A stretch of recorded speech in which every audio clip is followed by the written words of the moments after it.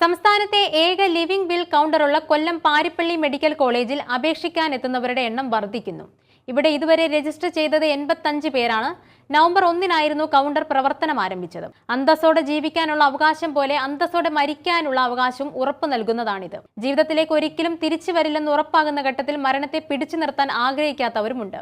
ജീവൻ നഷ്ടമായ ശേഷവും വെന്റിലേറ്ററിൽ ദിവസങ്ങളോളം കിടത്തി സ്വകാര്യ ആശുപത്രികൾ പണം പിടുങ്ങുന്നുവെന്ന പരാതിയും വ്യാപകമാണ്. ഗുരുതര രോഗബാധയോ ചികിത്സിച്ച് ഭേദമാക്കാനാകാത്ത ആരോഗ്യ പ്രശ്നങ്ങളോ ഉണ്ടായാൽ എന്ത് ചെയ്യണമെന്ന ആളിന് തന്നെ മുൻകൂട്ടി എഴുതി തയ്യാറാക്കി വെക്കാവുന്ന ലിവിംഗ് വിൽ എന്ന പേരിലുള്ള താൽപര്യപത്രത്തിന് സ്വീകാര്യത ഏറുകയാണെന്ന് Parippally medical college principal doctor B Padmakumar പറഞ്ഞു.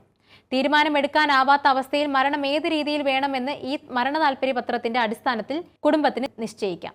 2018-ലെ സുപ്രീം കോടതി നിർദ്ദേശപ്രകാരമാണിതുള്ളത്. കടുത്ത നിബന്ധനകളായിരുന്നതിനാൽ 2023-ൽ ഇളവ് വരുത്തി. പത്രത്തിന്റെ ഒരു പകർപ്പ് വീട്ടിൽ സൂക്ഷിക്കുന്നതോടൊപ്പം മറ്റൊരു പകർപ്പ് പഞ്ചായത്തിലേക്ക് രജിസ്റ്റേർഡായും നൽകണം. വ്യക്തിയുടെ മക്കൾക്കോ മറ്റ് അടുത്ത ബന്ധുക്കൾക്കോ ഈ പത്രം ആശുപത്രിക്ക് സമർപ്പിക്കാം.